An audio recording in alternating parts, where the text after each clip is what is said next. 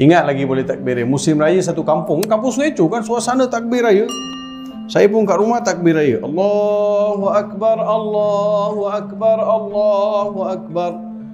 Ada budak-budak lalu depan rumah tu. Dia bagi salam. Dia ingatkan orang Melayu nak raya. Assalamualaikum, cik nak raya, cik nak raya. Dia budak katakan. Lepas tu mak saya keluar. Saya ingat lagi mak saya masa tu tengah jahit baju guna mesin singa menawan keluarga bahagia. Ingat lagi tu. Mak saya tengah jahit. Assalamualaikum, makcik nak raya. Mak saya kata, Ina deh, mak saya keluar. Mak saya kata, Ina deh, mak saya keluar. Mak saya keluar, buka pintu. Saya ingat lagi mak saya pakai sari masa tu. Mak saya keluar, pergi dengan sari-sari, lari budak balik. Mak saya kata, Tara Raya, Deepavali baru datang. Sebab itu nak kata tu, di rumah-rumah di kampung masa tu, rumah orang Melayu, rumah orang tak Melayu, tak boleh nak kesan, lebih kurang sama. Dia tak ada letak gambar apa ke, gambar objek ke, patung ke apa, tak ada. Kalau di kampung memang nampak kehidupan tu begitu. Satu. Keduanya, jawab azan. Saya hafal tu. Di antara doa yang paling panjang saya hafal sebelum Islam, itulah doa dia. Allahumma rabba hadhihi da'wati tammati wassalatil qa'imah ati Muhammadanil wasilata wal fadilah wasyarafa wad darajatal 'aliyatar rafi'ah innaka latukhliful mi'ad. Wahai Tuhan yang mensyariatkan seruan azan dan solat yang akan didirikan, kurniakanlah kepada Nabi Muhammad sallallahu alaihi wasallam kedudukan yang tinggi lagi terpuji seperti mana yang telah Engkau janjikan. Sesungguhnya Engkau adalah Tuhan yang tidak pernah memungkiri janji. Yang tu saya hafal masa saya nama Ravi lagi tuan-tuan, darjah 5. Saya punya seronok, dengar, hafal. Ya, Alhamdulillah. So seronok dengan Islam, seronok dengan bacaan-bacaan. Sebab saya nampak Islam ni, masa tu lagi saya nampak dah, ibadat dia ada sistem. Fikir, bila lalu tepi surau, lalu dekat masjid, orang solat sama-sama, ada seorang imam kat depan, makmum di belakang. Apa yang imam buat, makmum semua ikut. Lepas tu pergerakan, yang orang perempuan pula semua pakai tudung, semua pakai putih. Yang lelaki pula nampak kemas saja. Saya kata, menariklah cara orang Islam ibadat. Menarik. Masa tu darjah 5, darjah 6, saya dah suka dah. Lepas tu habis darjah daripada sekolah rendah ni, masuk sekolah menengah. Bila masuk sekolah menengah, saya masuk lagi kelas pendidikan Islam. So ini, saya masuk kelas pendidikan Islam ni pula, masa tu ada cabaran. Cabarannya, bila saya minta dengan kawan-kawan, saya kata, kau tolonglah bagi tahu dekat ustaz yang mengajar subjek pendidikan Islam. Aku nak belajar subjek ni, aku nak belajar Islam ni. Kawan-kawan saya ni yang sama kampung dengan saya dulu, sekolah menengah Sungai Eco tu. Sekolah menengah kebangsaan Sungai Eco. So kawan-kawan ni pergi bagi tahu dekat ustaz. Nama ustaz tu Ustaz Ali. Ustaz Ali ni orang Terengganu. Jadi zaman tu memanglah ustazah mesti bergambar Kelantan Terengganu masa tu kan. Jadi ustaz tu Ustaz Ali nama dia. Jadi kawan-kawan bagi tahu dekat Ustaz Ali, kerana ada kawan kami nama Ravi, dia nak belajar Islam, dia nak belajar kelas pendidikan Islam. Jadi apa kawan ni, apa ustaz cakap, ustaz kata bawa dia jumpa. Saya pun pergi jumpa Ustaz Ali. Ustaz Ali kata, betul ke Mung nak belajar? Betul ustaz. Gua nak buat ni, kata. Berat. Kita pun duk biasa lagi ni, kata. Kita cakap dengan kita pun duk biasa, tak biasa lagi. Lepas tu dia pun tekadkan hati dia bawa saya jumpa pengetua. Saya kata, ada harapan ke jumpa pengetua? Sebab jumpa pengetua Cina. Pengetua Cina kata, ini macam banyak susah. Lepas tu pengetua tak nak handle kes tu, pengetua transfer kes tu pergi kepada penolong pengetua. Penolong pengetua merangkap guru disiplin. Zaman tu tuan-tuan rasa ada tak siapa-siapa yang berminat jumpa guru disiplin?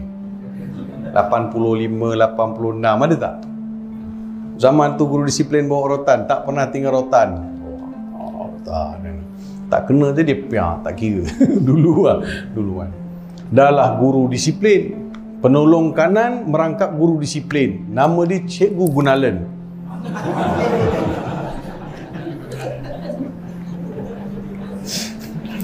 Memang nasib saya lah tu masa tu nak buat macam mana. Hadapi je lah. Realiti kan, hadapi je. Jadi ustaz bawa, ustaz cakap, Cikgu Gunalan tu marah-marah. Ustaz kata tak apa, biarlah dia belajar dulu. Kalau dia nak belajar, dia apa, dia ikut kawan-kawan, bukan apa pun dia nak ikut kawan-kawan dia rasa seronok. Lagipun kalau kita nak halang, kenapa kita nak halang, kan? Cikgu Gunalan kata, tak apa Ustaz, saya tak ada masalah, tapi saya tak mau dengar apa-apa aduan daripada keluarga dia. Assalamualaikum warahmatullahi wabarakatuh. Betul lah bagaimana yang dikatakan, diceritakan Ustaz Ravi itu. Kalau keluarga bukan Melayu ini tinggal di kawasan yang majoritinya Melayu, selalunya mereka akan terdedah kepada cara kehidupan orang Melayu dan Islam. Saya juga mempunyai teman sekolah dulu, sekolah rendah sampai sekolah menengah, sebuah keluarga besar Cina. Di kampung saya itu, kalau di kampung, di Pekan tu ramai juga lah Cina, tapi di kampung, di sekitar kampung tu ada 3 keluarga, 2 di dalam, 1 di luar kampung itu. Sebab kampung saya pun di tepi jalan, so bersebelahan, opposite dengan rumah saya. So saya selalu bermain dengan mereka. Dia orang sepupu 2 orang, Hui Ching Han dan Hui Eng Chuan.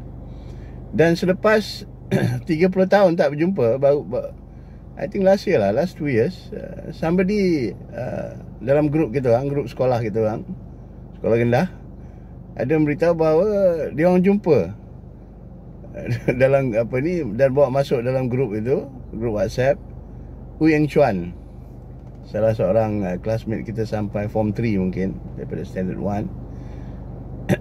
Hui Eng Chuan dulu diam. Dua-dua diam lah sepupu ni, Hui Eng Chuan dan Hui Cheng Han, keluarga Hui. Tapi semua dah tak duduk situ, keluarga pun dia orang pun tak ada. Dan saya selalu bermain bola keranjang, main pingpong. Dan Hui Eng Chuan tu sebenarnya dah masuk Islam, alhamdulillah. Dia seorang cikgu dah, pencen dah saya rasa, dan namanya Hazri, dan saya masih memanggilnya Hui. Sebab apa? Pendedahan beliau ketika growing up dan bercampur dengan budak-budak Melayu, because memang tak ramai lah, cuma di Pekan tu ramai. Dan dia juga pergi ke sekolah Inggeris dan tidak ke sekolah Chunghua, sekolah Cina. Kemudian di sekolah menengah tu kita akan jumpa lah ramai lagi budak-budak Cina yang datang, masuk remove class, yang datang daripada sekolah-sekolah beraliran Cina. Tapi Hui ni, dan ada 2-3 Hui jugalah yang adik-beradik dia orang juga yang masuk sekolah Inggeris. Saya ingat tak ramai, 3 orang, 4 orang. Kemudian bila dah masuk form 1 baru ramai murid-murid Cina. So begitu juga di tempat-tempat lain. Saya rasa situasinya sama sebagaimana yang diceritakan Ustaz Ravi tu. Tapi ibu pada Hui ni, sebab saya selalu pergi main pingpong, main apa, rumah opposite aja. So dia begitu sensitif kepada soal makanan dan minuman saya. Dia tak offer benda-benda yang ada di dapur, tapi offer benda-benda yang air kotak ataupun buah-buahan. Dia begitu menjaga sensitivity itu. Tapi kenapa sekarang orang masyarakat sekarang yang takut sangat pasal benda-benda yang Islam ataupun yang berkaitan dengan Islam, macam tulisan Jawi yang kata boleh, kalau diimplement tulisan Jawi kat mana-mana boleh mempengaruhi orang masuk Islam. Tidak pun, berapa gelintir saja. Itu pun sebab suasana pergaulan dia sekarang ni tak begitu. Pergaulannya dah berbeza, jauh berbeza. Kenapalah ahli-ahli politik suka provoke benda-benda macam ni, ingin menakutkan orang bukan Islam. Itu tidak mengena langsung, tidak ada kena mengena langsung. Ini semua jauh sungguhlah caranya dulu hidup bermasyarakat dengan sekarang. Dulu pun kita mana ada nak dakwah orang-orang ini untuk semua masuk Islam. Cumanya di dalam kampung tu lagi interesting. Kedai runcit tokenya pakai kain plekat, baju pagoda, Kalau ada orang kenduri di sebelah rumah dia, dia pergi walaupun dia tak baca doa, tapi tak terbuka hidayah untuknya, dia tak masuk Islam sampai dia meninggal, sampai dia mati, tak ada pun. So kenapa nak didakut sangat? Pasal apa ni, orang Islam nak apa ni, nak membuatkan orang lain bukan Islam masuk ni, masuk agama kita untuk mempengaruhi dia orang. Tak ada, kita tak pengaruh pun. Itu terbuka sendiri hidayah. Kalau bagi dia tengok orang Islam tu baik, cara hidupnya bagus, dia masuklah. So benda-benda ini kan kadang-kadang digembar-gemburkan hingga menyebabkan hubungan antara kita Islam dan bukan Islam menjadi renggang.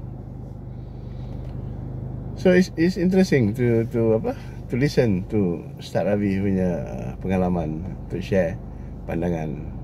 Dan beliau sekarang pendakwah bebas, alhamdulillah. Baru ni dilantik sebagai apa ya, saya masih lupa, dalam satu institusi agama di negeri ini. Alhamdulillah. Assalamualaikum warahmatullahi wabarakatuh. Sampai jumpa lagi, insya-Allah.